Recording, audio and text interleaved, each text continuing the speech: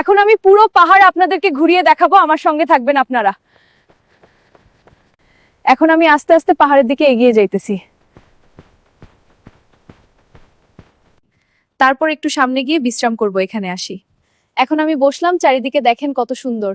এখন আমি কিছু খাবো না, কারণ আমি আছি রোজা। একটু পরে সন্ধ্যা হয়ে আসবে, তারপর আমি আমার ব্যাগের রাস্তাগুলো আমি বের করে খাও। অবশেষে হাঁটতে হাঁটতে এসে একটা খেজুরের বাগান পেলাম। এই খেজুরের বাগানে ইফতারি করব। এই খেজুরের বাগানে এখন আমি বসবো, সন্ধ্যায় হয়। এখন আমি ইফতারি করব, বের করব, তারপর ইফতারি করে মাখবো, মুড়ি কলা এগুলো বের করব।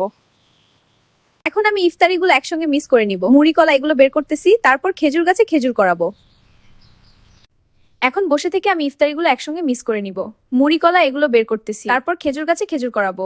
এখন খেজুর কত বড় বড় হয়ে গেছে, এগুলো তো খেতে খুব মজা হবে। এখন খেজুরগুলো পাড়া একসঙ্গে মিক্স করব ইফতারের সাথে।